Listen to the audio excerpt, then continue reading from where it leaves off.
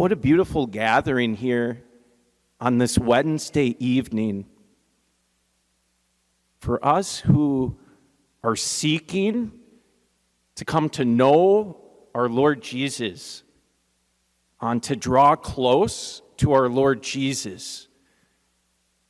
And with this fascinating article, the Shroud of Turin. Now, I'm no expert, and that's why we have an expert here, Bob Bird. He is originally, I believe, from the Chicago area. He can correct the record. And then he came to Minnesota to be attending school in Bemidji. I think he's lived in this state for 7 years. And then he continued on northwards. He lives in Alaska. I forget the location, he'll correct. All I know is it's not Anchorage. But Bob, he said his first encounter with the shroud was as a young 6 or 7 year old boy. He saw a slideshow being presented. I'm very delighted to see all of us here, but in particular, some younger people. And this might be the first experience or encounter hearing about the shroud, this fascinating item. And there's from different communities. I know Pastor Brad Felix is here from Grace Lutheran. Many of their young members of the community. I know we have some young people from Mountain Iron, I apologize, but the church there, I forget the particular church, but from another church, some young people from Aurora, as well as, of course, in our local area, from Blessed Sacrament in Hibbing, St. Joseph's. And so I'm just going to, we'll say thank you for being present. We thank Bob Bird for making the journey from Alaska to be here with us. We want to thank Robert Valentini, who planted all the seeds and did all the watering to make this evening happen. And then two, before the prayer, we have what we believe is enough pie for every single person who is here, as well as ice cream. This isn't a joke. Pie and ice cream downstairs. It'll be immediately after this presentation. And two, for our young people to be preparing, we're going to need at least one volunteer who's going to be laid on this table and wrapped up. We need one volunteer for that. But we'll have a prayer. In the name of the Father, and of the Son, and of the Holy Spirit, Lord Jesus, we thank you for the gift of your love. Each of us here, we long to be close to you, Jesus. We want to know you, Jesus. We want to fall more in love with you. Lord Jesus, you came and were born on this earth.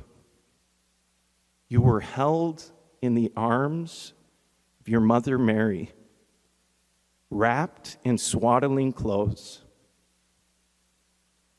You continued to grow up on this earth, making your way through the Holy Land, all the way to Jerusalem, where you were hung upon a cross.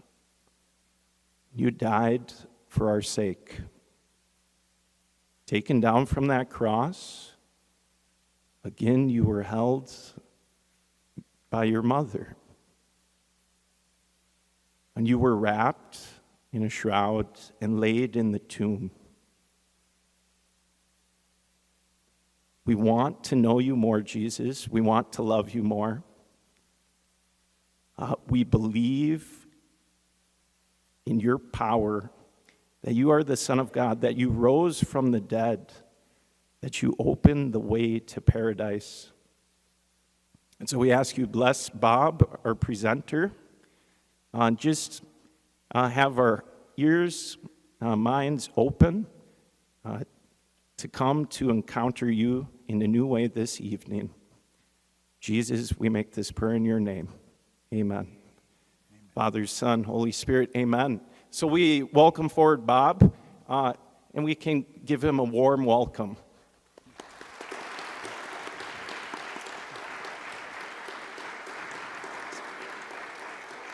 Thank you, Father. And Angela was worried if this is loud enough. Of course, churches are not meant for lectures. They're meant for singing. You're going to have lots of acoustic effects that are great for a chorus. So let's see here. Somebody, who's from Mountain Iron? In 1974, after I just graduated from Bemidji, I interviewed for the hockey coaching job there with my fellow teammate, Denny Furmoil, interviewing for the same job. We kept in touch with each other throughout that summer where I was hoping to get a teaching job somewhere. And Denny, you got any nibbles? No, Bob, I haven't. How about you? No, I was bartending. And he called me up. He called me up in August and he said, Bob, I'm going to be interviewed for the history job and the hockey coaching job in Mountain Iron. I said, Denny, should we drive up together? Because I was called in for the same interview. And he got the job because he was married and expecting a baby. I was still a bachelor. And if I'd have gotten that job, I never would have left northern Minnesota. Or I could have been a ranger after all. But no, I said, I'm going to go to Alaska. It's even better. So. And I married a girl from southwestern Minnesota, a Catholic farm girl. And so we've been married 44 years. Two sons are both lawyers. And my daughter, as some of you already know, is the music director at the St. Paul Seminary and is studying for her doctorate. And she's an opera singer. You can find her on YouTube. She's incredible. You put down Elena Bird, soprano, and you'll go, holy cow. All right? And you'll find me on Wikipedia as well. So I'm a radio talk show host, and Monday through Friday. And there's Robert Valentini. Where are you, Robert? There you are. He attended a talk like this in the Twin Cities in July. And my former teammate, Mark Christo, but this is a national championship ring. I single-handedly won the small college national championship in 1973 as student manager. All right. So now one of the things we're going to be talking about is there's what we call a lot of noise on the Holy Shroud. It takes a while to look at it. You know, if you get too close, it's like one of those paintings. You don't make as much sense as if you stand back. And I've been studying this, poring and reading over everything, way before the days of the internet. And the first thing I want to show you is to make sense of the noise that's there. Pretend this is the shroud in proportion, okay? Got that? All right? So they're going to fold it up when they're not using it, and it would be locked up for maybe 30 to 50 years at a time before they would put it out for a public exposition. So they'll fold it lengthwise, and then they would fold it halfway from one end and another halfway from the other, and then they would fold it a couple of more times. I'm not going to go through it all. And it was called doubled in four. Well, it was kept inside in 1530s in Chambéry, France, in a chapel on the French side of the Alps. And a chapel fire broke out. Serious. And it's kept in a silver treasure box. And silver has a low melting point. And as they frantically try to get the silver box out from its locked vault, the fire melted a drop of molten silver into a corner of this. It was folded like this, maybe I think one more time Okay, so when they opened it up, this is 1534, this is what they found.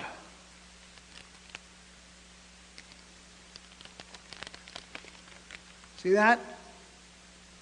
One hole, but because it was folded up, you see, it left this symmetrical pattern of there's 8 holes here. I think 2, 4, 6, there's 12. There's 16 because it had one more folding to it. Okay, and it was a triangular shaped hole. So when the nuns, with great skill, repaired it, to everyone's great relief, the central part of what was on the shroud was untouched. So the first thing I want to point out, because a lot of people don't understand, what am I looking at? Okay? The first thing you'll see here is there are 2 parallel scorch lines going this way. See that? See the scorch lines? Another scorch line here. All right? And these are the patches that were on the cloth from 1534 until 2002. So every view of the shroud for most of my life looked like this. In 2002, they secretly decided to remove the patches and kind of brush it up. And when I went to see it finally in 2015, it was less confusing to look at. But the entire restoration was controversial at the time. But one thing I'll tell you is that, like you, we're all crowding around to see this. Too bad nobody showed up. We've got engravings of expositions in 1728 or 1619 or whatever, and it's the same kind of a crowd. All right? Unbelievable. And they took it outside and held it open with like nothing but bishops holding it from one end to the other. All right? So, but when I got a chance to see it online, I reserved a close-up. You had 5 minutes. You went into this big cathedral in Turin, and about 30 at a time, we got about this distance, okay, and no closer. Then there was a barrier, and the entire cathedral, you could walk in at any time and say, "Scusatio, pardona," and elbow and swim your way through this mass of humanity and stand and stay as long as you wanted at about this distance where I'm standing. So the 2 days I was in Turin with my wife, we elbowed our way up, and by golly, I went right to the front, okay? And I probably stayed there a full hour. And then the next day, we got at about this distance for 5 minutes. And so that's how they're doing it these days. So you get a chance to get really close, but you couldn't believe all the velvet ropes zigzagging. It's worse than any TSA line you've ever seen. All right? But we were there at the last day before they folded it up. And the crowds were pretty well gone by then. So I'm half Italian. It's another story. My dad was a white Anglo-Saxon Protestant. He was an intelligence and reconnaissance officer, and he met my mom, who was in the Italian underground as a spy. And she spoke 4 languages, and I won't tell you her story, no. But I speak Italian. I've been to Italy 5 times, and my last time was to see the Holy Shroud. I said, I'm not going to miss it this time. So, okay, let's go on our journey here. I've given this talk many, many times. I'm going to the start here. Relics of Christ with the best claim of authenticity. So what is a relic? Well, Catholics, and not everyone here is a Catholic. Raise your hand if you're not Catholic. Okay? All right, okay. Catholics believe that relics are first, second, or third class. If you have a first class relic, and I saw some yesterday in the Twin Cities, might be a piece of the body of a saint. Maybe a tiny little fragment of bone. A second class relic would be one of their possessions. And maybe a tiny piece of cloth, from a cloak or a garment of some sort. A third-class relic is something that has touched a first or second-class relic. Now, if you're not Catholic, you think, well, just remember the story of Zacchaeus?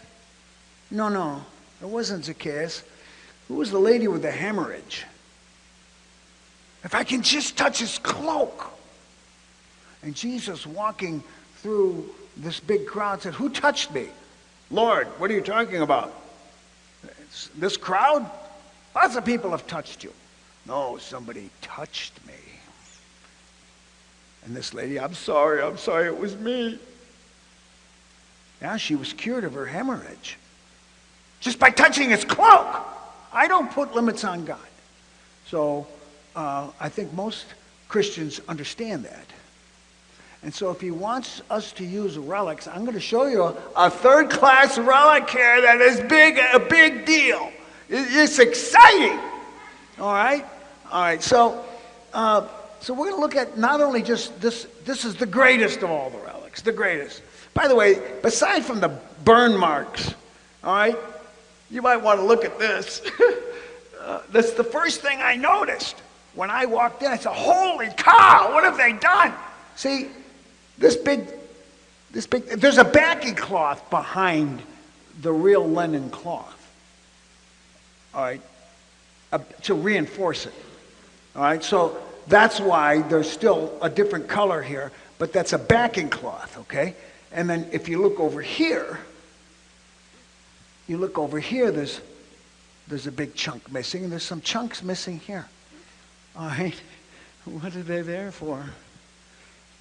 Well, now you understand, if you could conclusively prove that these are the sandals of Jesus, we know we've kept track of them for 2,000 years, for some reason we don't have them, but let's just pretend. What would you do with them? Well, I'd put it in a vacuum-sealed globe and put it in the British Museum or something like that, right? Okay. We'd study it, too. That's not what they did in the Middle Ages. They didn't need to. They didn't need, we got to put this under scientific scrutiny. No, we need to share it. So they would undoubtedly have cut it up. What? What are you doing? But that's different culture, okay? So there's no question that these big chunks missing that you see on both ends there were, and start cutting them up in little pieces so that you can have these relics. And they're mostly gone. Okay, we do have some pieces left, and they're kept in certain scientific locations, as you'll find out tonight. So this is the relics. Yeah, you don't have to be a Christian even to understand this is a relic. This is the most... Moonlight Graham's signature is not on here. It's only Babe Ruth, Lou Gehrig, and Ty Cobb. Can you imagine that? Having that baseball is worth millions of dollars. All right? It's a second-class relic. And then you've got, if you're not a baseball fan, okay, there's John Lennon's glasses. They put it on a pillow, some museum or something. But so you would say, wow. I could really do something with this. Hey, give me 5, give me 10, give me 50. Auction it off, make yourself rich. You see. All right. Now here is a third-class relic in New Jersey. And because my daughter was there for 10 years, I went to visit her, and I gave a talk like this in New Jersey.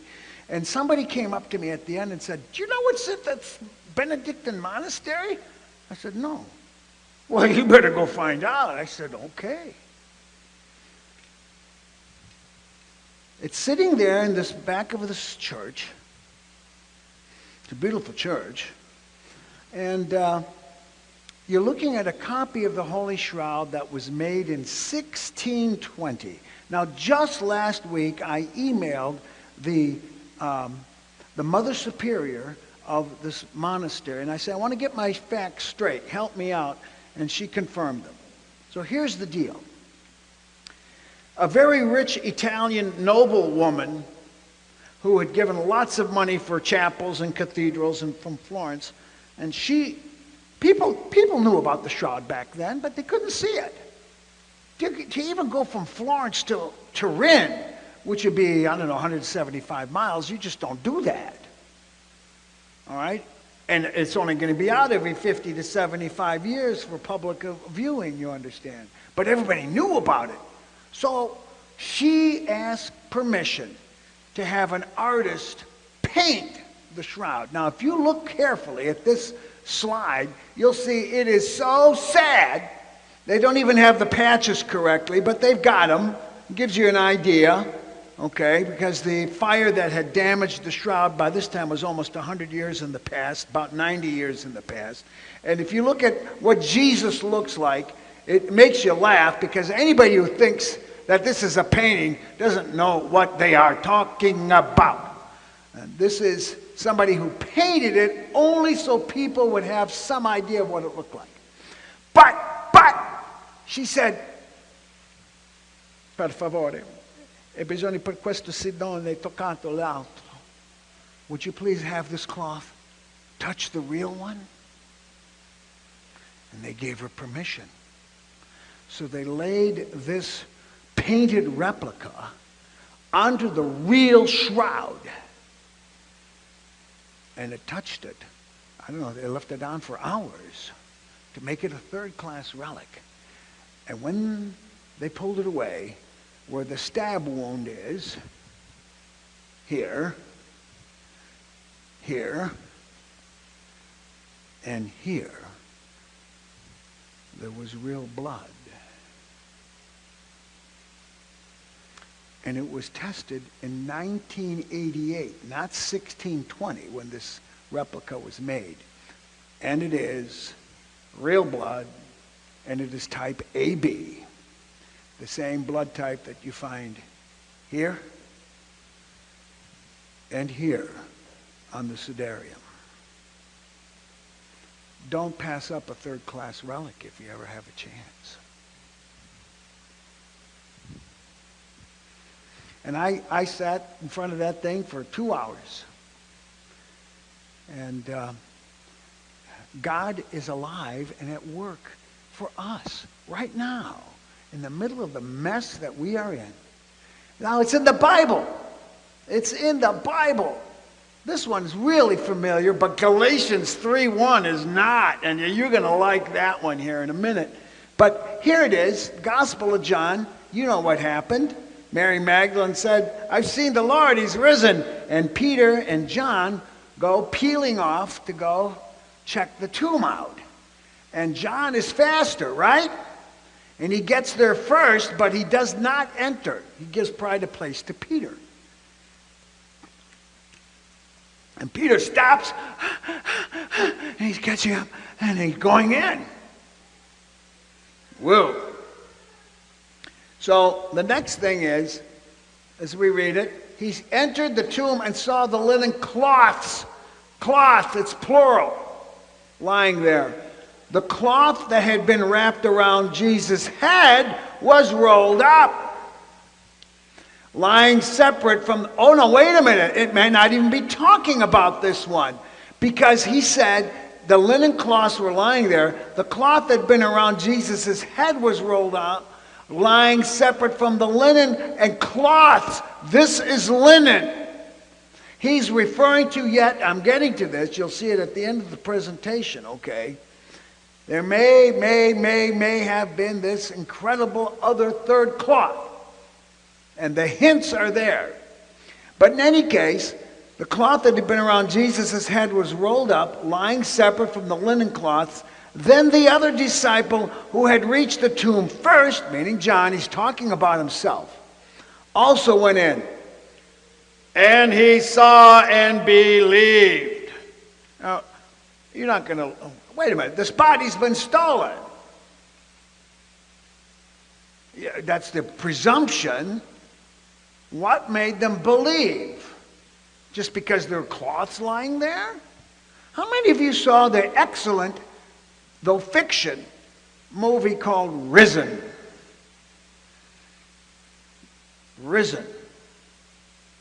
It's a very plausible movie about a Roman tribune who was ordered by Pilate to complete the crucifixion, and when he heard that the body, what he thought was stolen, he goes into the tomb, and guess what he sees on the cloth? He sees that! They put it in the movie. Raise your hand if you saw the movie. Oh, okay, a couple of you have. My wife and I have seen it 10 times. It's a great movie. It's fiction. It's very plausible, very believable type of fiction. Because we don't know of any Roman tribune that was converted by the resurrection that we know of, okay? So, in any case, he saw and he believed. Well, you're going to say you're going to believe just because you saw the cloths there. See, the Bible doesn't tell you everything. It's not going to tell you, and they saw the image of Jesus on it, okay? It doesn't say that. There might be a very good reason why they're not going to say that. Because John is writing, while there's Christian persecutions going on, and why give your enemies a chance to try and seize this? In fact, now look at Galatians. And I actually gave this talk to a Baptist church once. And the Baptists would say, we don't need this cloth to convince us Jesus rose from the dead. I said, I don't either. But it helps enhance and deepen my faith. There's not a Christian who doesn't believe that they need to do that. And they said, you're right. So with that, they listened to this talk, and they love Galatians 3, chapter 3, verse 1. Paul is scolding the Galatians. Just what? I think they're backsliding or something. All right? And he says, you foolish Galatians. You're going to find different translations, okay? Who has bewitched you? Before your very eyes, Jesus Christ was clearly portrayed as crucified. Was there a passion play? No. He was clearly portrayed. Did they paint something like his crucifixion? No. They had the cloth. That's the logical presumption. They're not going to say, and Paul said, we showed you the cloth that covered Jesus with his image on it. It doesn't say that. Okay? He says, before your very eyes, Jesus Christ was portrayed as crucified. So if this cloth is authentic, of course it had to exist in Paul's time and John's time. And of course they're probably going to be really cautious with it. And of course it leads to all kinds of Christian speculations and legends and so forth, and so be it, okay? So there's the biblical background to this. Now, here we go. This is good. There's John at the entrance. See, Peter's got his eyes wide as saucers. Okay? He's not amazed that the body's gone. He's amazed at something else, according to the way this artist has portrayed it. Okay, and we've seen this. And now here is something that is really neat, because if computers can do all kinds of things that we never could even 50 years ago, so let's try and clean up the shroud as it might have looked to the apostles. Now, the reason why there's a crease here is because it comes out of a coffee table book, okay? So you got to ignore that. But that's a pretty good idea. Too bad it doesn't look like that anymore, right? Holy cow. But we can pretty well project what is damaged, okay? So this is probably how it appeared to the apostles.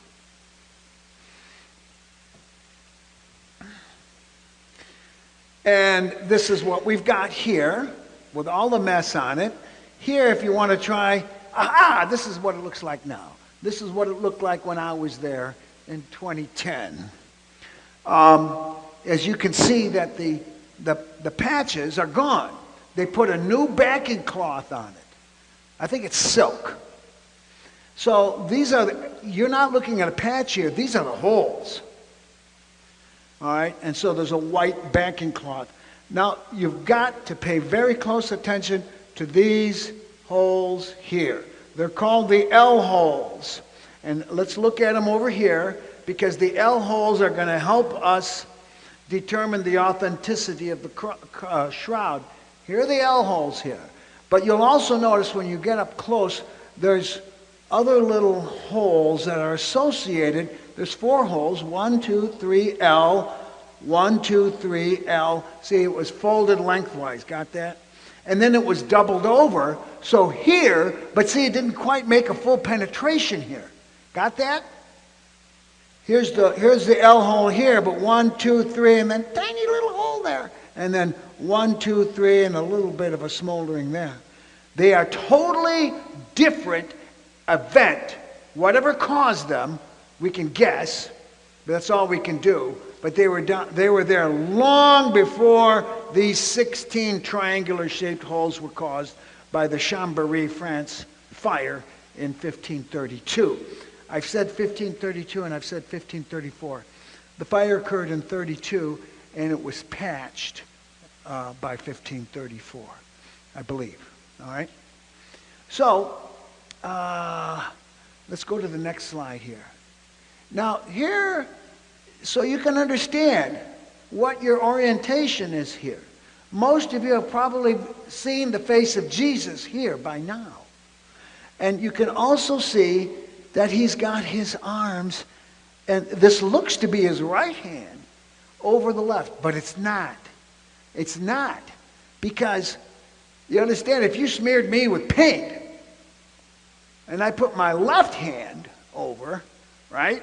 And you put the shroud over me and then pulled it back, the image is going to look like it's my right hand. You got that? So I'm going to ask Caleb now. This is your big moment, Caleb. All right? And Robert, would you help me? Can we get the lights up here for a moment? Okay? And Robert, we're going to pull this table out here. Yeah, we're going to watch the chords.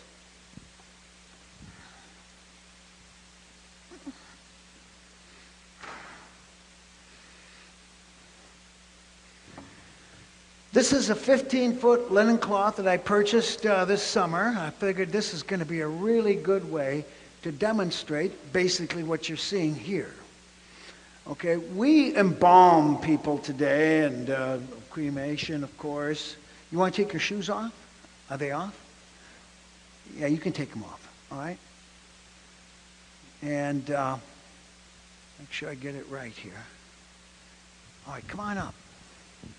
So this is, if you don't understand tombs, we're so used to seeing a headstone and we bury people in the ground. But even today in Italy, when I go to see my relatives, you got these long walls and the rows might be 8 high. So you go to aisle 5 and you go to the 4th row up, and then you'll see Mario Cimoli, my uncle there, 1926 to 1978, 77, okay. He's there, but you have to locate him, all right, and they're kept, that's how you're buried, all right. So then you have what's called a mausoleum, where people are in a big family vault, and you'll unlock it when somebody dies, and they're all kept together. Okay, so to be buried doesn't necessarily mean that you're put into a coffin or down in the ground. So here's what I want you to do. I want you to face this way and jump up there and drop dead. And I would like you to take your left hand and cross it over your left. That's it. That's good. That's good. Okay. So then they're in a hurry. Sabbath is coming. He died at 3 in the afternoon. It took a while to get him down from the cross. They have to do a quick washing of the body. Robert, let's wrap him up here. All right. And so it was pulled over like this. How you doing? You're not claustrophobic, I hope. All right. And by the way, there's a little bit of an extra here, and this was pulled up onto the heel. It's real important to understand that. And even some of the wounds on the foot came through not only one part of the cloth, but a second part of the cloth. Okay? Now, I asked Barry Schwartz, and I'll tell you, I should have told you more about him. I said, do you think that they tied, normally you would tie straps around the ankles, and then maybe around the wrist, and then the shoulders? He said, no, they were in a hurry. Okay, so there's been speculation that maybe Jesus had a chin bandage. And that keeps the jaw closed, you understand. But I will tell you what they probably did. Anybody have a handkerchief? I didn't bring one. Clean hanky? Anybody? Anybody? How you doing in there, Caleb? All right. Nobody has a clean hanky. Okay.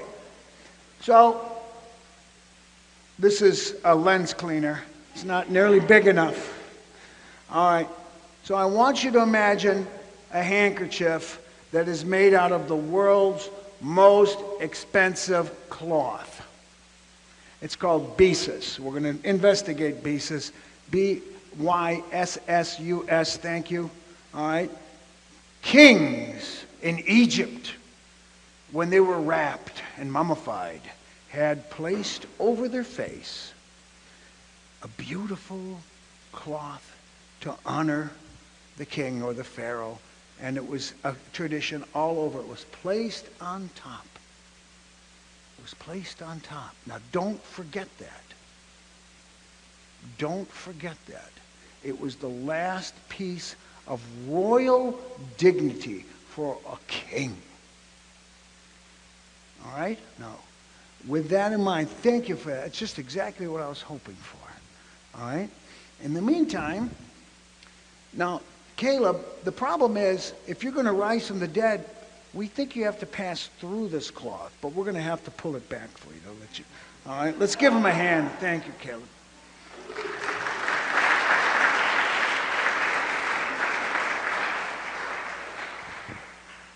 So, yes, okay, go ahead.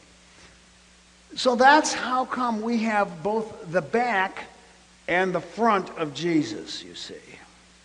But let's suppose we took a real body and tortured it. What do you think would happen if somebody decided to, hey, let's create a forgery here. We'll get that condemned prisoner, make him grow his beard, get a long hair, whip him up, and then we'll pull the cloth over him. And then we can sell it and fake people out and become rich. Well, the problem is, if you did this and then pulled the cloth away, what do you think would happen to the blood stains and everything else? They'd be smeared. They would not be anatomically perfect. But the greatest mystery of all is not the blood, which we see here.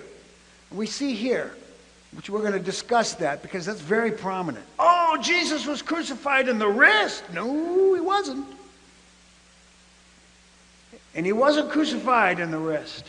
He was crucified in the hand at the base of the palm. And it had to be angled so that it emerged at the wrist.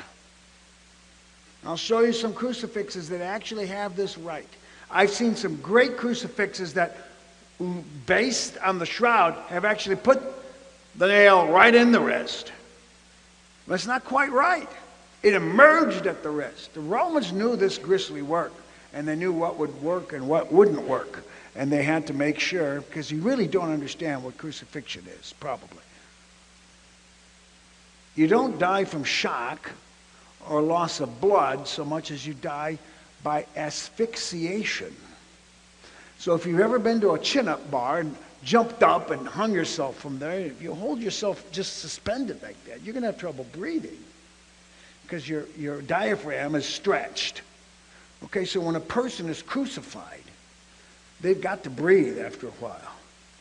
And they do it, they lift themselves up because they intentionally bend the legs a little bit so you can use the great strength of your legs to pull yourself up. So you're hanging like this, and they crucified tens of thousands of criminals. All right? you push yourself up because you can't breathe, and you do pull on your arms and catch your breath until you can't stand it any longer, and down you go again. You're basically pushing up with your legs with some help from your arms. Now, if you see this crucifix here, it's got two different nails on one for each foot, you understand? And that's an artistic rendering, but the shroud tells us it was probably one spike for both feet. You'll see why very shortly. So as we move along here, here we are, the graph. If you're just going to look at the watermarks and the burn marks, here they are. Or here are the watermarks here, a lot of stains. Here are the burn marks. All right, and here's the undamaged shroud. But I think we're beyond that now. So you understand what you're looking at. Burn marks only. But the blood marks. You see, these are... blood soaks through linen. Of course you know that. You probably had a bloody nose while you were asleep sometime. I went through your pillowcase. You know what I'm talking about. And the artist here has highlighted the blood marks that we see. All right? That helps. And believe me, this is the most studied artifact in the history of the world, as I said, more so than the Rosetta Stone. But then came 1898. Now, if you don't know how pictures were taken until about the 20th century, you look at Abe Lincoln or Andrew Jackson, John Quincy Adams, Henry Clay, early days of photography.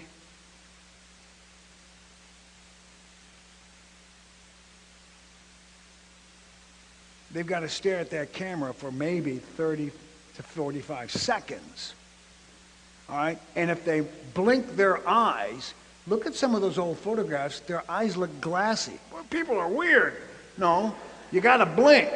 Or if you moved your eyes, they told you, please don't move your eye. Don't move your head. Okay, I can do that. But what about your eyes? Don't move your eyes. They'll look weird. All right? That exposure has to last a long time. The pictures that you see of the Civil War taken outdoors are better because you have the natural sunlight, you understand. But if you look at a horse, here's Grant standing by a tree, you know, and there's a horse, doesn't have a head. Why? Because it was grazing and moving its head and shaking it. It's blurred. All right? So here is the great Italian photographer Secondo Pia.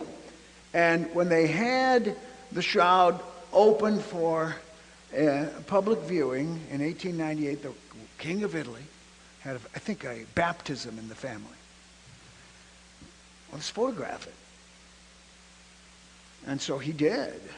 And he got the full length and he got the up close. Well, they're on glass plates, okay? And so he's got to take his exposed plates that got all these chemicals on it. He's got maybe an hour and a half to get it developed before it fades out. So it's middle of the night and he runs back to his dark room in Turin and he's going to develop the first photographs of the shroud. Now, here's the frontal side. Now we've stood Jesus up. Got that? Okay? And again, you might say, well, that's his right wrist. Right arm is over the left. No, it's just the opposite because of the fact that it's reversed. All right, here's the back side or the dorsal side. And if you think this is impressive, and here they've enhanced it a little bit. It's a little bit darker than you would see here. But now, and especially those of you who are not, if you were born in the 21st century, you may not know what a photographic negative is. See the kids, they're all laughing. Because when we took family pictures, you took them down, a whole roll down to the drugstore, and then you waited a week or 10 days, and then they had fast photo. We'll get it to you the next day. We had Polaroid cameras, get it done in 1 minute, maybe 10 seconds later on. I mean, those was cool, you know. But usually you had to wait. But if you had the negatives, you could make prints many years later. What is a photo? There's a photographic negative. This very 25-year-old lady, I suppose, this is how she looks. This is her negative. And that's what you get when you take a picture. The very first picture was taken in 1827 by a guy by the name of Niepce. He was French. It took him 8 hours just to get a picture of a roof of a stable. That's how much light he had to have, okay? We still have that first photograph. It's in a museum in Texas. And, but they were getting better and better and better about this throughout the 19th century, the 1800s, you understand. By 1898, we still had poor secundopia. When you're in a dark room, you have to have a red lamp so you can still see what you're doing, but the red light won't affect or damage the negative while it's bathing in these chemicals. They stink, all right? And he took the picture of the close-up. I want you to look at this. This is called the number 3 blood stain here. It looks like it's a backwards number 3, and it's got a little tail to it here. So he took a close-up of this, and when he pulled the glass plate negative out of that bath in the red light of his dark room, he almost fainted because he said, I was very privileged. I was the first person to see the face of Jesus in 1,900 years.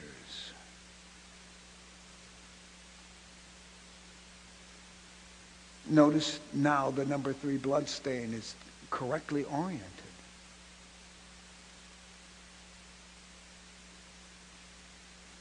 It is far more descriptive. And that's just the face. Let's look at the full body.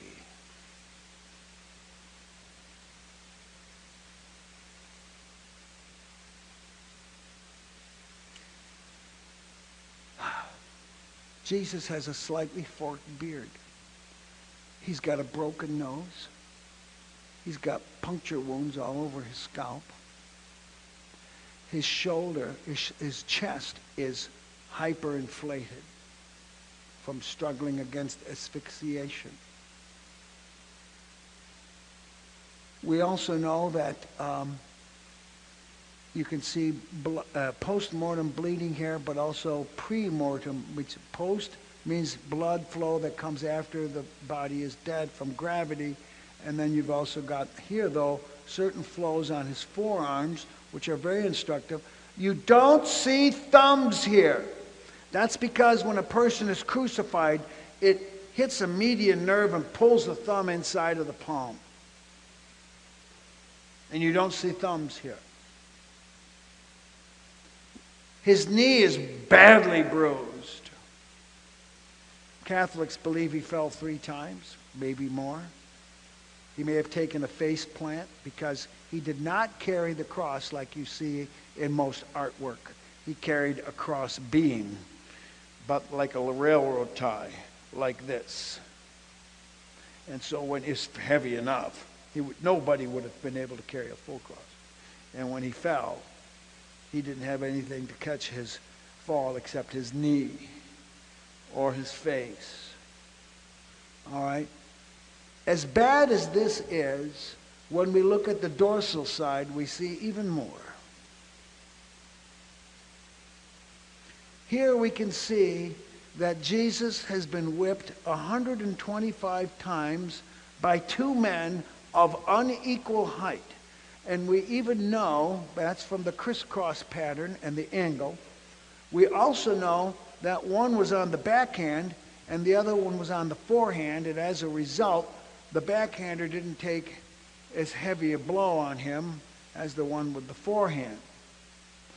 In addition, we can even match up perfectly what a Roman flagrum looked like. Now, if you've ever seen, some good sea movies, in the days of Sail and Horatio Hornblower and maybe Mutiny on the Bounty, somebody gets flogged, there's leather straps. I wouldn't want anybody to have that. But the Romans were far more creative, they had lead BBs. They drill little holes in them, and they'd put the leather through the BBs, and then they would tie a knot. And as an extra, an added attraction, they would burr the lead BBs. In other words, they'd scuff them up so they weren't smooth. We can tell this very clearly here. We can also see, oh my goodness, here is his left knee is flexed. So if you want to take the best guess as to how he was crucified, it was his left foot over his right foot. Like you see in many crucifixes. You might see others with the right foot over the left. I've even seen crucifixes with the stab wounds on the wrong side. And we'll talk about that stab wound as well. But here we can also see the crisscross pattern here. But Jesus has a ponytail.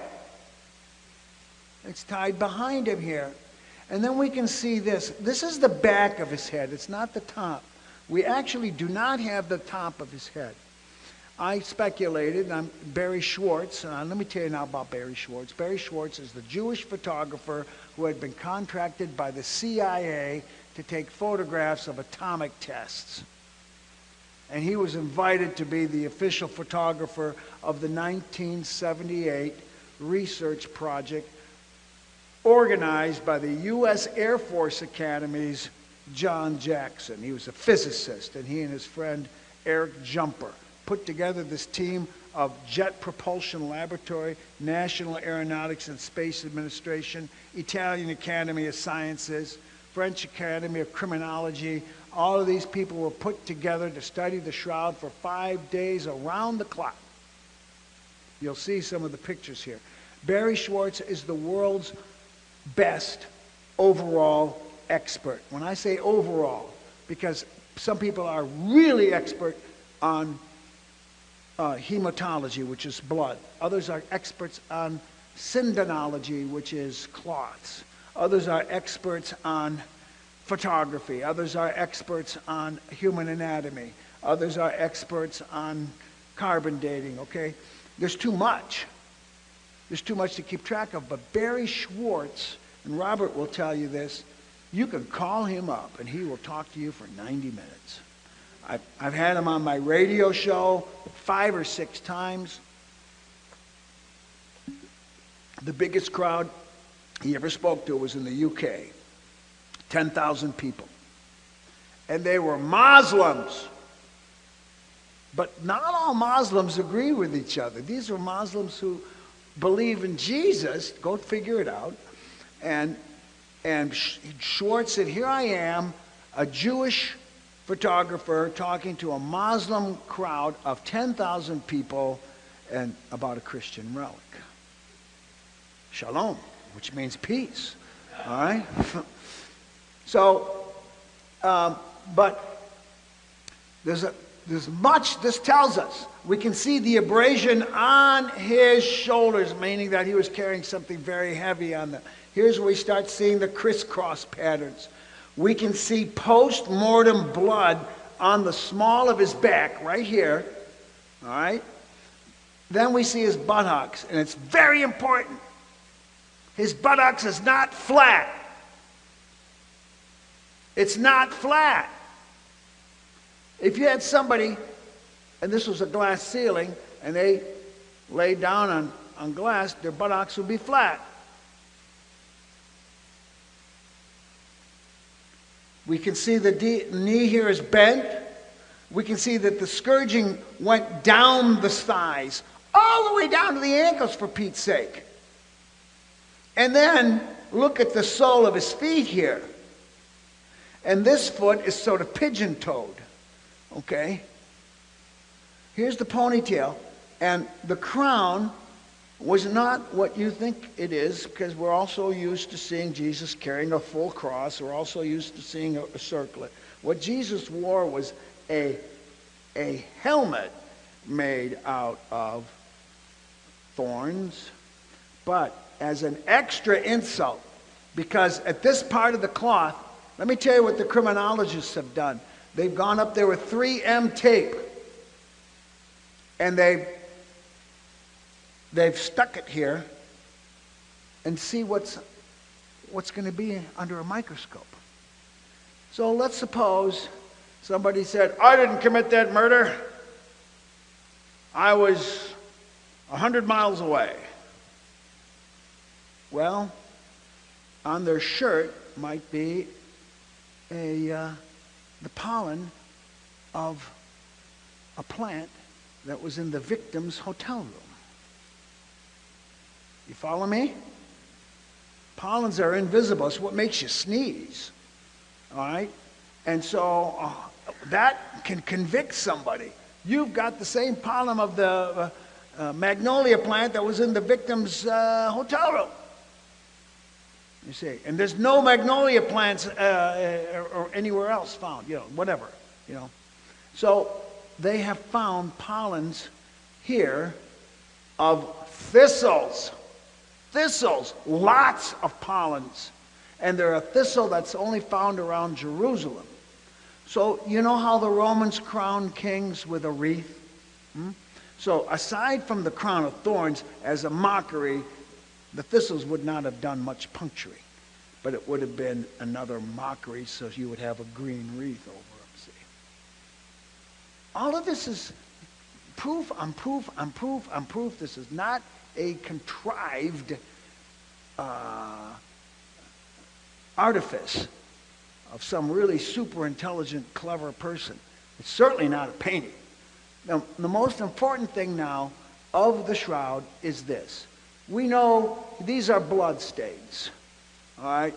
But this makes no sense. How do you get hair? How do you get the face, the mouth, which comes out even more enhanced in the negative, okay? How can you see here every digit in his hands, his legs? Where does that come from? The first time science studied it, Yves Delage, an atheist, French Academy of Science, actually he was an agnostic, all right? He knew how. This is unquestionably the historical Jesus, he said. No question about it. It's got to be a vapor graph. In other words, the body's decomposing, and you've got all these ammonia that comes from a sweating body and a decomposing body, and you mix it up with burial spices. That must be what did it. The only problem is vapors. If you look at the heat coming out of a candle and you see how it creates in the background, it's distorted. The molecules in the air are distorted. You're not going to get anything as clear cut as this. This is pinpoint accuracy. All right? But that was the first theory. It was a good one. It got a lot of play for some decades. Vapor graph. Can you make one on your own? Can we get somebody who died sweating and so forth? Just put a shroud and see if... No, nobody's been able to do that. There's no such thing as a vapor graph. But it was a theory. All right? Here is, of course, the back of the head. And it's the back of the head. We don't see the top of the head. You'll notice this. See? Here's the gap. No top of the head here. And Caleb, I don't know, we didn't, I didn't want to tighten it over the top of your head. We're in a hurry. We'll just close it over, and there might be just a baggy part of the shroud over the top of your head. That's Barry Schwartz's guess. I would have thought maybe there was, a chin bandage tied up there. We don't know. You're free to speculate. But there's the back of the head. And here you can see very clearly the incredible crisscrossing, whapped this way and whapped that way, and how bad the scalp bled. And these are the Roman flagrum.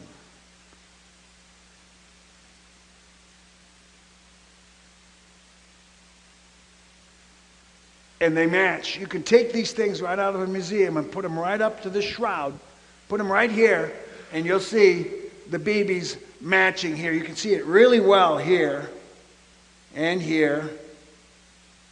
It's a perfect match.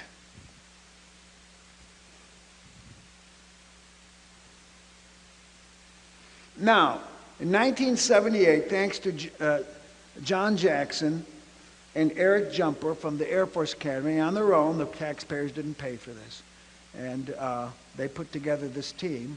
And because the shroud was going to be exposed to the public for the first time since 1933. It's a long time. By the way, we only found out recently, like 25 years ago, that in World War II, they took it out of Turin to keep it away from the Nazis. And they took it to a remote monastery in southern Italy. Nobody knew that till 20, 30 years ago. All right? So here are the poor Clairlot nuns. This is the real shroud here. And they're pulling back this velveteen cloth. And they're going to go to work in teams, like you had your designated time. You're going to put a microscope up there. You're going to use sticky back tape. You're going to do whatever. Off they go to take a look at all kinds of things. And they wanted to take a look at the weave on the cloth. And the textile expert said, yes, we know exactly this is the kind of weave that was used at the time of Jesus, centuries before and afterwards. They're looking at, this is the first time they discovered the blood, and they got the blood type of type AB. All right? This is Don Lynn of the Jet Propulsion Laboratory here. He had just helped put a soft landing satellite on Mars. John Jackson here, and I'm not sure who this is. We'll see Professor Rigi here in a minute. These are non-destructive tests. Nothing's going to be harmed, you understand? All right, they're not putting acid on it or anything like that. All right, and they kept it on a metal backing with magnets. Now, I told Robert Valentini, I said, with all these talks I've given, I've never had the shroud displayed the same way twice. This is the best one I've had. It's pretty good. It's pretty solid, okay? Magnets would be terrific too. Now here we go. This is the body and blood of Christ, okay?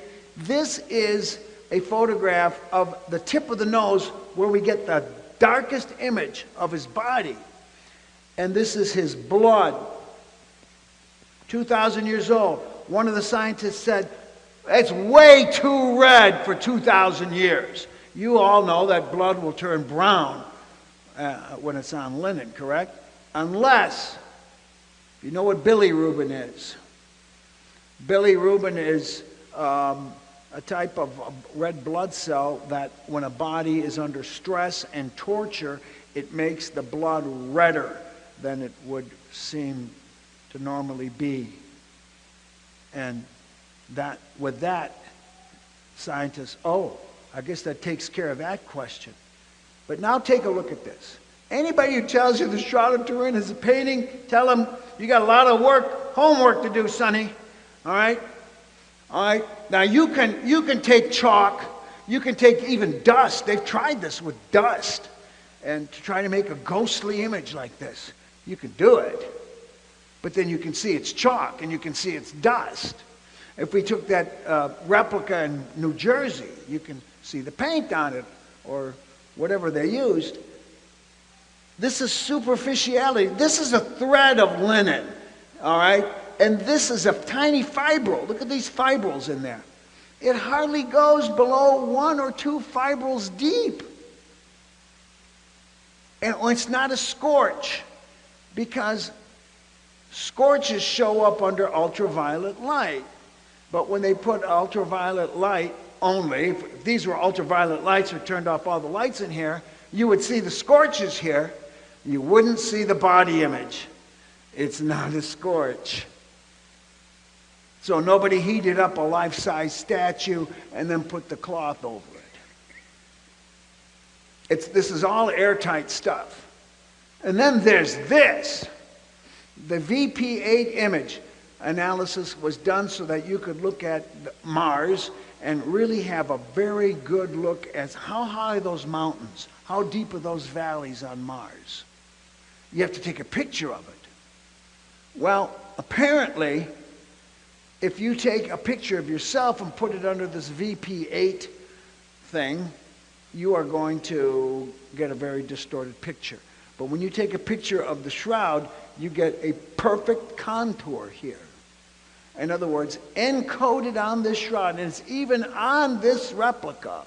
It's on this replica. It's the only photograph in the world that does this, that can be read by a VP8 analyzer, which is a space-age technology, and it's obsolete now. They got better machines, okay? But when they put the photograph of the shroud underneath the VP8 analyzer in probably 1976 or 1977, John Jackson said, I know what Secunda Pia felt now when he developed that negative and saw the face of Christ, because this blew us away.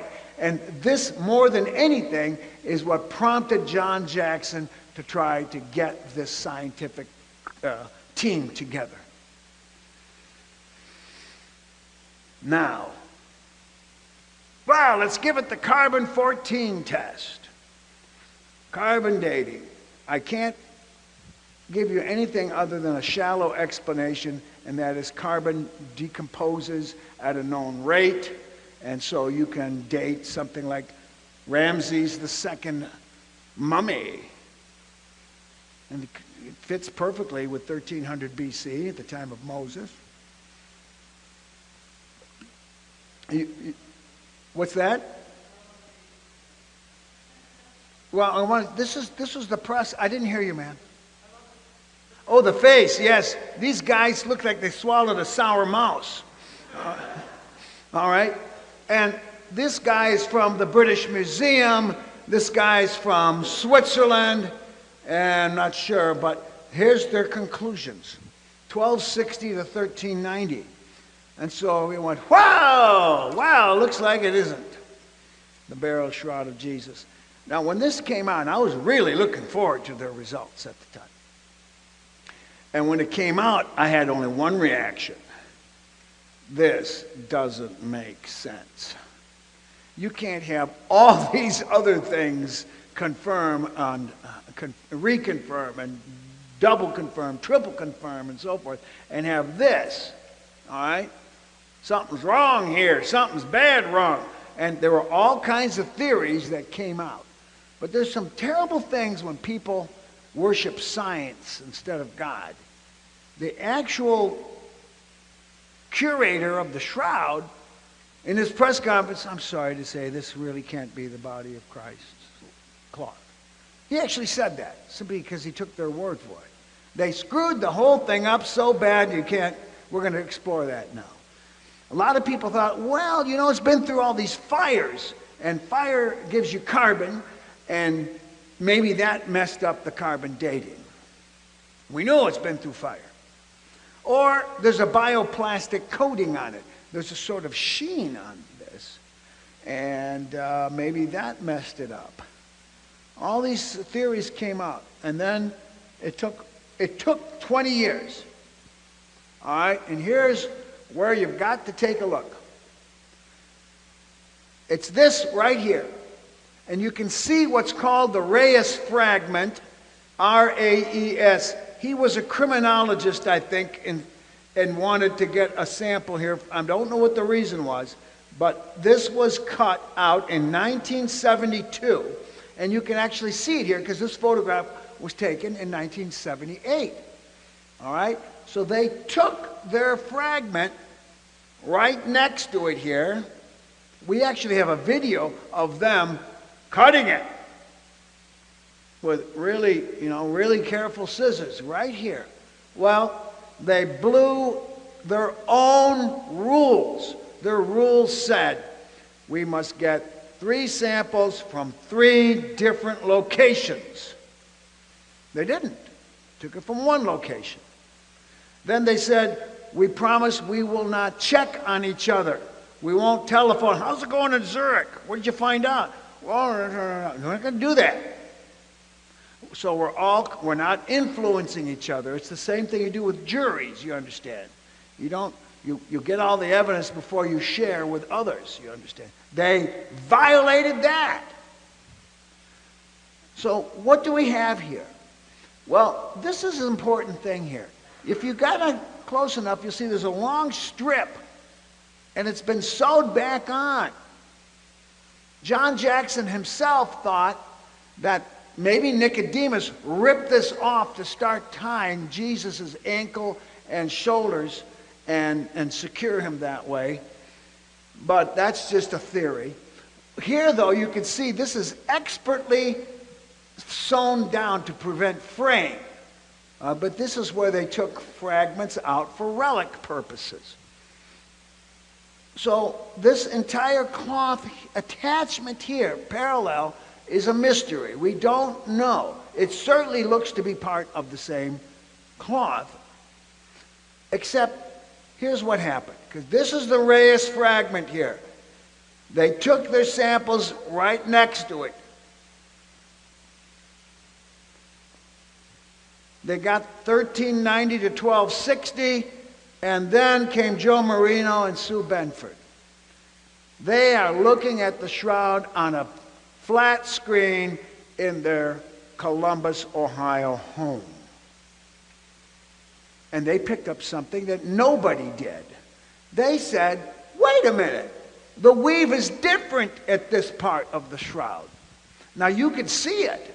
They called it Barry Schwartz. And here you can see it. There's thick yarn and there's thin yarn. Can you see the difference here? You see that? Okay. So what happened? Well, they took a segment of cloth from Ray Rogers here. Robert, you might have to help me out here. Here's Ray Rogers. Ray Rogers, and here they've just separated the cloth from the shroud from its backing cloth, and they're putting a fiber optic camera, and they're looking on the back side of the cloth. You found blood stains, as you would expect to soak through, okay? But there was no body image on the other side of the cloth. All right? So it had nothing to do with blood, nothing to do with paint. Robert, I want to make sure I get this correct, but Marino and Benford asked people to look at a French reweaving sample. That's what they did. And they said, oh, this looks like a French, it wasn't the shroud. They didn't have a shroud sample. But they had a sample of French reweaving. And this person said, oh, this looks like French reweaving. And many people said, I never heard of that. No, I hadn't either. And neither had some of these experts. So they got hold of Barry Schwartz. And Barry Schwartz called up Ray Rogers. And he says, Ray, this couple in Ohio says that the sample where they took the carbon-14 dating has been repaired. He says, get out of here. What kind of crackpot ideas do you get calling you up? He says, I've got the actual control sample here in my home. Well, Ray Rogers had a real relic. He says, I'll call you back in 5 minutes. And he put it under his microscope. He didn't call him back for 90 minutes. He said, there's cotton in here. And let me tell you how French reweaving techniques took place. When you had a fraying piece and you wanted to try and restore it, fraying, I think, is what they're worried about. Because once it starts to unravel, it's not going to stop. And so they used cotton and they wove it in with the fragments of what was left on the shroud. And then they even dyed it with a mordant dye so it would be the same color. So unless you put it under a microscope or a home computer, you wouldn't have noticed this. And Rogers, who's dying of cancer, said, this is, without a doubt, explains the whole thing. because we don't know when this reweaving technique took place, but it certainly was probably in the Renaissance or medieval times, and now that's why you got that kinky 1390 to 1260. But I'm going to tell you, here's the press conference. Here's Ray Rogers here. This is Marino, or Sue Benford, and I think that's Marino. Here's Barry Schwartz. We don't need carbon-14 dating. There are other disciplines. One of them is history. And this proves the carbon-14 dating was wrong. First of all, the shroud has had different names if you look at the timeline, okay? When it was discovered in the walls of the city of Edessa, which is in Turkey, there was already a legend that the image of Christ had been left on this cloth. It was already the legend. But nobody knew where the cloth was. There was a flood. They opened up the city walls. They found the cloth. And people immediately changed their view of Jesus to conform with what they saw here. They didn't have negatives, okay? Hair parted down the middle, just like yours, ma'am, okay? And long, okay? Long nose. Always look at the eyes of Jesus. They're always rounded, and you look at them from the front, never from a profile, okay? And a slightly forked beard. You don't have a forked beard. Did anybody here have a forked beard? Slightly forked, you know? And a little bit of empty, beardless spot below the lower lip. It's all there in every one of them, all right? And it began to reflect immediately in coins from the Byzantine Empire in the 600s. They had Jesus on a coin, and it looks like the guy in the shroud. All right? So art history is a pretty good place to refute the carbon dating, but this one is the best. All right. So it was in Constantinople. You know what they did? The Muslims took over Edessa, but they respected the Christians there. But the Byzantines were total enemies of the Muslims, and they put Edessa under a full year's siege, surrounded it. What did they want? Money? Tribute? No. They wanted the image of Edessa. They wanted the cloth. And the Christians didn't want to give it up. The Muslims didn't care.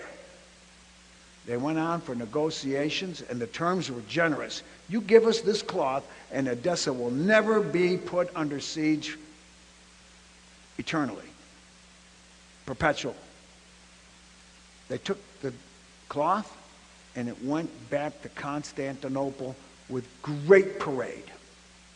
So it was there from 944 until 1204, when the Fourth Crusade stole it.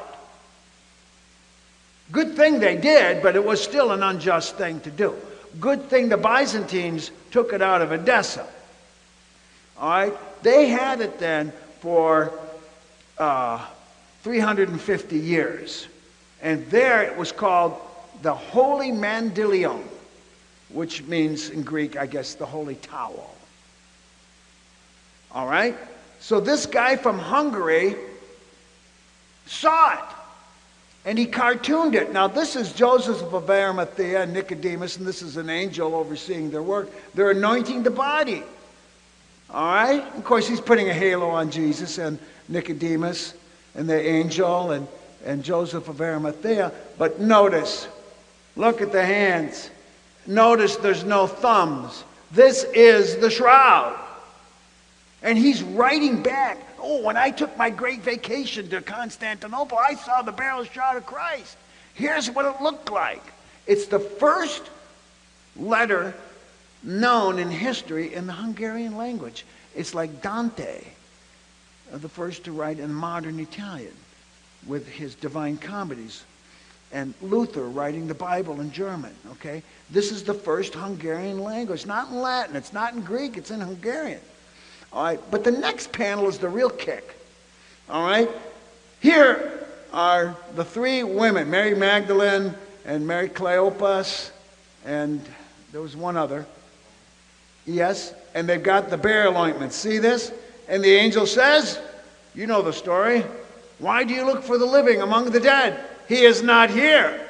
And so he has, this cartoonist, not only does he have the weave down correct, he's got the L holes. The L holes were there way before the 1532 fire. Here they are.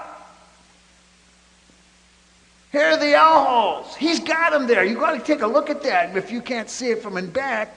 But there's the L holes. They're there. Here you go. 1, 2, 3, L. See that there? Huh? My guess is somebody calls them poker holes. But they took a hot poker to prove it. If it's really the body, if it's really Christ's shroud, we won't be able to penetrate it. No, they didn't do that. Somebody got careless with a censer, and the coals fell off. And you can see that here, because aside from these really deeper holes, you got these little ones here too that didn't penetrate very far. See, so somebody's using incense. What are you doing? Get the coals off. Something like that happened. All right? And so, I don't need carbon-14 dating to know that they blew it. This is 1193, but no, go back to 944. That's when they took it from Edessa. You understand? It's not just 65 years off, it's centuries off. So I'm a historian. I'm going this to the biochemist.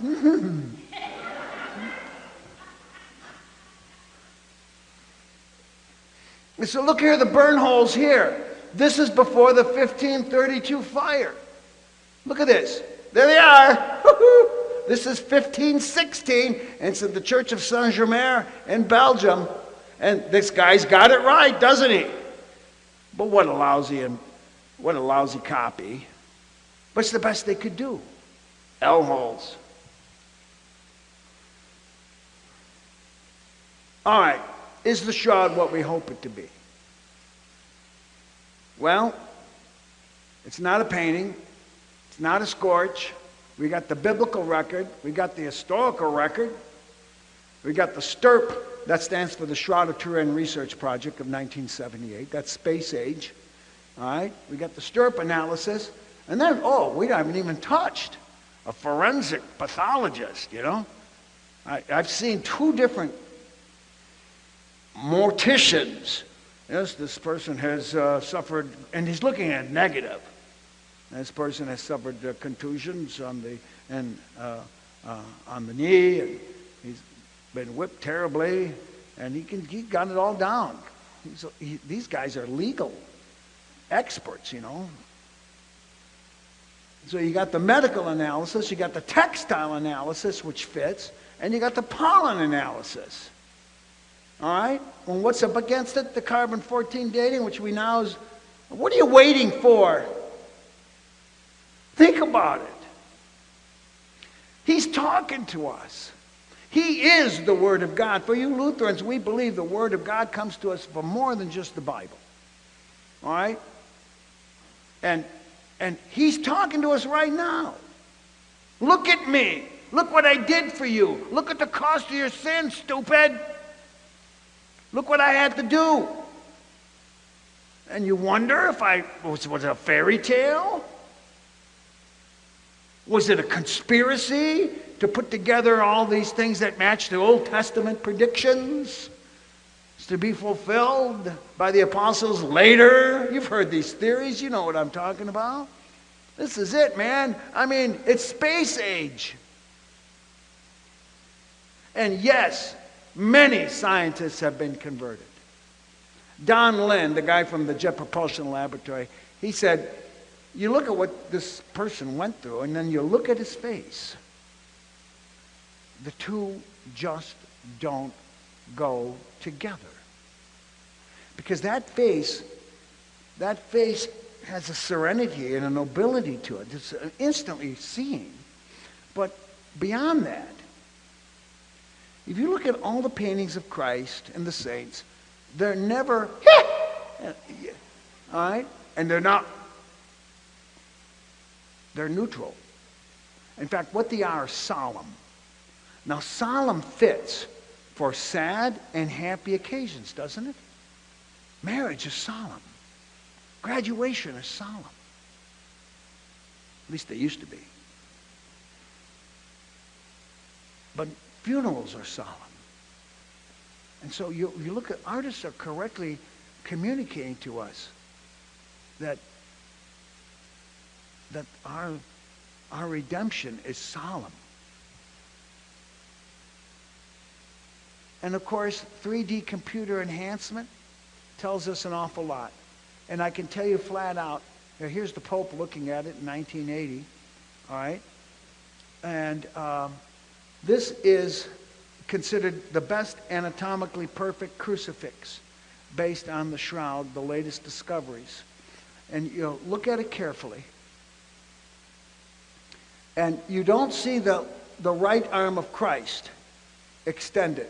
That's because in a dying man, if he's right-handed, and most people are, his last strength will be in his right hand, so he's got no strength left in his left arm, and he's pulling himself up on the right.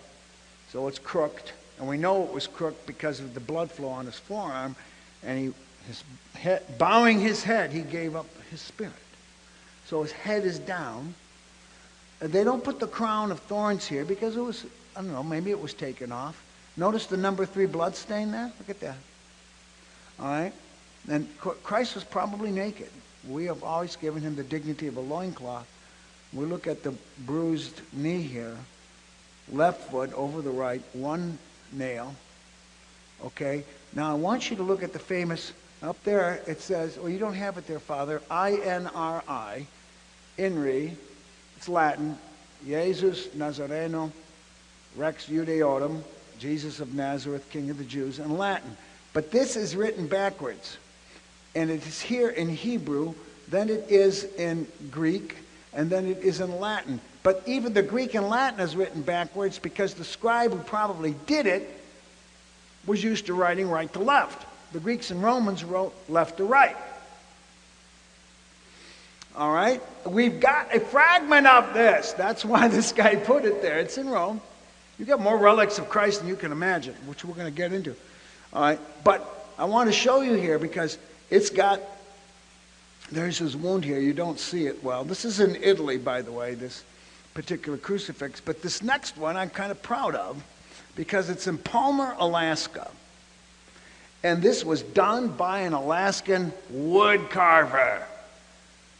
I'm telling you, I can't believe we had that kind of talent up there. He's got the right foot over the left. That's a mistake. But this is at the Sacred Heart Parish in Palmer, 50 miles from Anchorage. And he's got a couple of things really right. And that is the nails are at the base of the palm. And you can walk around and look behind. He's got the wounds on the back, too. All the way down his legs. And you can see the spike coming out of his wrist on the back side, you see. And here he's got the crown of thorns on. Okay, so I think this is a mistake. But it doesn't make any difference. It's giving, and he's got the condemnation sign up there as well. So it's a very good crucifix to study. And this comes to us from computer enhancement. And Jesus in the tomb. In the tomb. At the moment of resurrection. He's got rigor mortis. All right? But he is, in all likelihood, there. Now, we all know.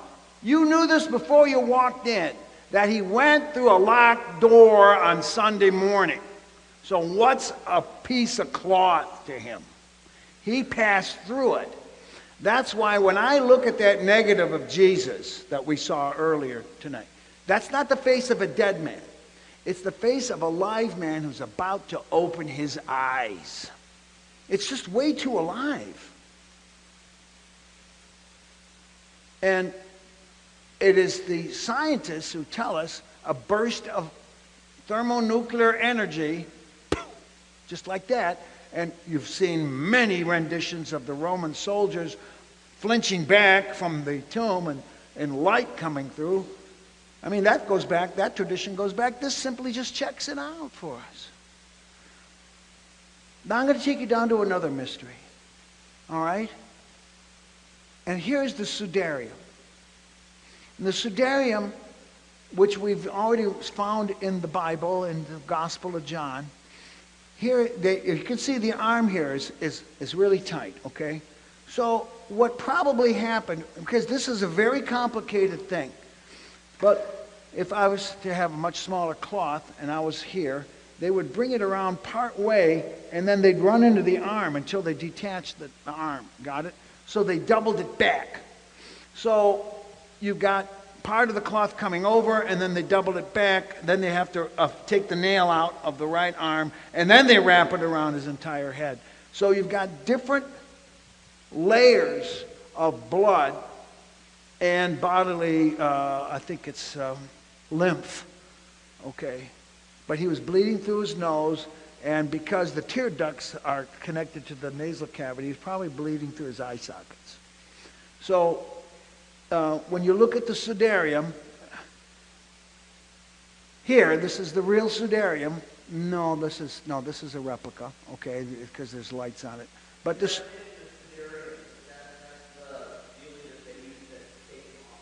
to cover his face. And it's in Spain. It's in Oviedo, Spain. That's why it says Sudarium of Oviedo. And that is indisputably been there since the 600s. And that's why they've never put the Sudarium next to the shroud yet. Okay? But everything checks out, which I'll show you in the next slide, I think it is. The blood type certainly checks out. All right? There it is for you. Now here the eye sockets, you see, seem too far apart here for a human face. You don't see, there's no body image like you see here, no body image. But the exudations came from the tear ducts. Your tear ducts are here, see? So they went out from here and then covered the entire eye socket. Okay, and Jews must absorb blood and bury the blood with the body. That's been part of Jewish ritual. So if somebody's killed in battle, you try and soak up the blood, whatever cloth you have handy, and bury it with that individual. So this is the eye sockets, but you have to figure that this fits anatomically with the distance, okay, which you see there on that slide. Again, they've never brought the two cloths together. Okay, now I want to show you, remember I put that little handkerchief over the face, right? So where's the sixth station of the cross? 1, 2, 3, 4, 5, 6. For you non-Catholics over there, we have 12 stations of the cross where we commemorate Jesus being condemned by Pilate, and then he accepts his cross, he meets his mother, falls 3 times. Simon of Cyrene helps to carry his cross. That's number 5. But we have one where a woman meets Jesus and takes a cloth and wipes the blood and sweat off of his face. And I think you're about to see where this great and pious legend originates. All right? And so, because we know this cloth has been in possession of various cathedrals for centuries, it's now in Montepello, Italy. It's a great mystery, and this is on display 365. I've never been there. I've never been to Montepello, but buses come and people just come on. You'll see where it's displayed. The Pope has gone to see it. All right? So here's the cathedral in Montepello. Here is a painting of the sixth station of the cross. And some stations just show her holding the cloth. Some actually have the image of Jesus on the cloth. Now, there's also, this is biblical, where Jesus says, "Women of Jerusalem, weep not for me, but for yourselves and your children." Okay, so here is Jesus consoling the consolers. I mean, you talk about a switch and rolls, okay? It's quite possible that that's where Veronica was. She was one of those women. It's possible. Okay, but there's nothing in the Bible about Jesus having his face wiped. Okay, the Bible's not going to write down everything. All right. Now this is in the Vatican, under one of the great pillars there, and down there is a vault. And for centuries, the Vatican had claimed it had the Veronica veil. This is an angel holding it up, and if you look at it's pretty cool to make marble look like it's got soft wrinkles in it. But they've even chiseled the image of Jesus in here. You may not be able to see it back there. Okay, well, I've gone up to that. Oh, I'd like to go down there. Well, you don't get to see it. They bring it out every Good Friday. And it's not the veil. It was stolen. It was stolen when the Vatican was sacked in the 1500s. What they have is a very faded, blackened, painted copy. And they hold it out for people to look at it, but in fact, Paul Bad, who's a German journalist, got access. It took him years, and he looked at it. He said, it's just a painting. It's faded. It's black. All right? So Bad went out to look at the Manipello cloth. There it is. That's how it's kept. I'm going to lead you up to it very slowly here. All right? And you can walk in there. I've actually I gave this talk in New Jersey, and this lady raised her hand. I said, yes, ma'am. She says, I've seen the Manipello cloth. I said, well, please come on up. Okay? And she said this, it's a hologram. If you look at a picture of it, it's two-dimensional. You know how holograms give you it might even be on your credit card, right? All right? Right. She said, this is what it is. How could that be? Well, here's Pope Benedict looking at it. Now this is extremely important because this Renaissance painting was done, it's actually not Renaissance, it's late medieval. This painting was done in 1404. And this is meant to be Veronica, but if you will please look at that cloth, it is totally transparent. How are you going to paint anything on this cloth? And wait till you see what kind of cloth it is.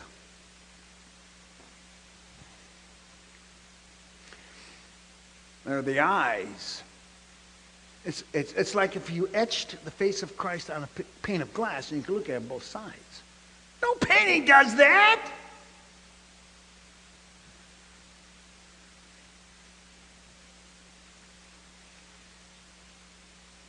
Now, I never heard of Beesus before. It's called sea silk. If you have, what's it called, a concordance where you want to take a word, how many times does it appear in the Bible? Is that what it's called? Yeah. You take the word Beesus and it's in there like 14 times. Okay? For whatever, like Solomon, with his great wealth. He could afford Beesus, okay? This is a mollusk that's found off the coast of Egypt. And mollusks can be weird, and they have, this mollusk sends out strands that are its feet, okay? And it crawls itself along. I think it might feed through this too, picking up algae or whatever. If you can harvest this stuff, it is the world's most expensive cloth. It makes Chinese silk a dish rag in value, okay? This is it in its raw state, and you can see even here it has an iridescent quality, like some bird feathers do, okay?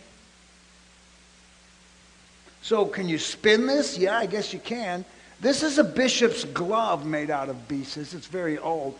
It holds dye, but dye is different than paint, okay? It holds dye. The cuffs there are not Beesus. That's some other material. And but it's extraordinarily expensive, which is why it was used for royal burials. Here's the world's only Beesus expert. She has looked at the Manipello cloth. She says, yep, that's Beesus, all right. All right?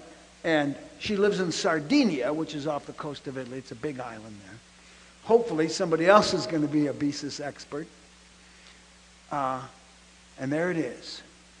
Now, I'm kind of disappointed when I look at that, especially when I look at the mouth and the teeth. But the lady who saw it said the two-dimensional photograph doesn't do it justice. It can't. She said, if you walk around the room and look at it from a different angle, or if you have different lighting, the whole thing is constantly changing. It's a great mystery. We know it can't possibly be a painting. So we're left to contemplate the miraculous here. I think Jesus had his eyes open when you see his picture in the shroud. And then when he passed through the shroud, and he had his eyes open as he passed through the byssus cloth, which was laid over his face. That's why if we go way back to that early slide, it talks about the linen cloths that were there and the cloth that covered his head. That could be referring to this. And then again, it could be referring to the Oviedo cloth. We're left to contemplate this. All right? It's the kind of good contemplation. It's the kind of thing that Christians can have a respectful inquiry and not be accused of anything other than trying to gauge the depth of God in the natural world. That's it. Now here is a guy who's put all three of them together to try and match them up, and they fit. That's the other thing that gives the Manipella cloth. All right, this is not life size, but if they were ever to put the Manipella cloth next to the shroud cloth and next to the Oviedo cloth, they are perfect fit.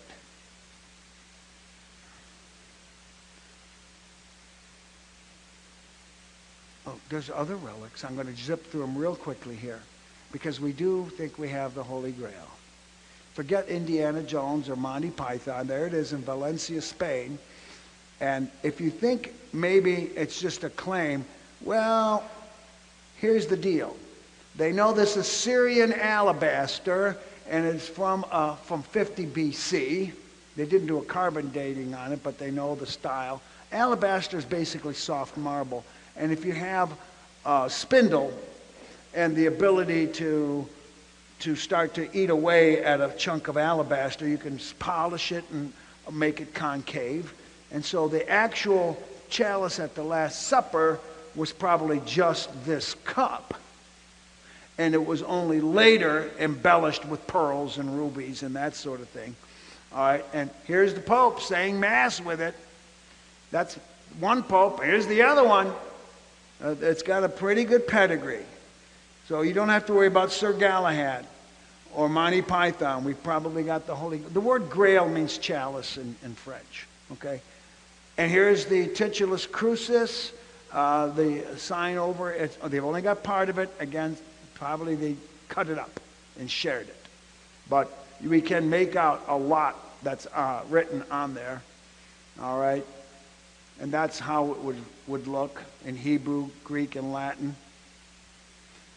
And that's probably what the Crown of Thorns has. I can't travel with it, but I have one of these at home that I bring for my presentations. And it was made by a couple of girls, and they did it out of local briars and alders and stuff.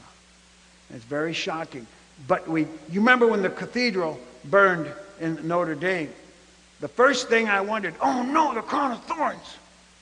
And the first thing the secular media said was, the Crown of Thorns has been saved. All right, it is brought out once a month on a Friday, first Friday of every month.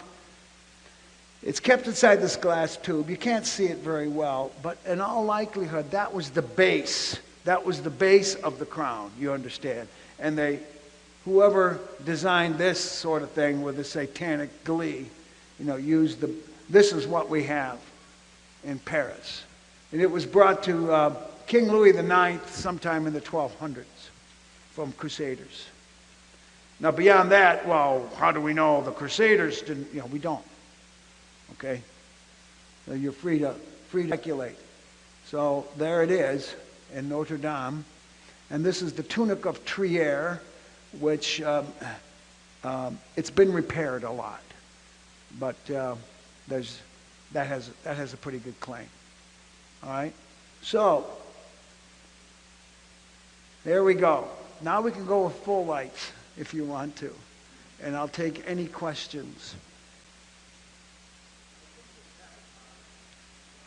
Yes, the question is, there was a fire in Turin Cathedral in 1997, and we actually have the rescue footage of the firemen taking a sledgehammer and trying to bash in the bulletproof glass, and the shroud was totally undamaged, but it took them over an hour to smash through 2 different bulletproof glasses, and now the shroud is kept unfolded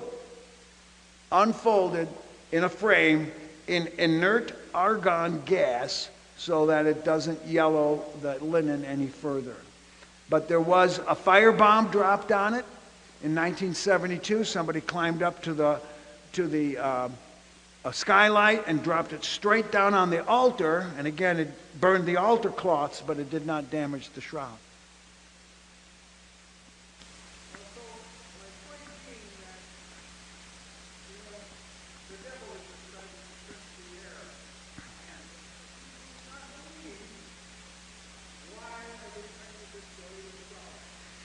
It's too late now, because even if it disappeared in a nuclear blast, which I think it would be protected anyway, but if it did, we've got all this data, we've got all these replicas, we've got all these photographs that, no matter what happens, we're always going to be able to understand what this tremendous relic.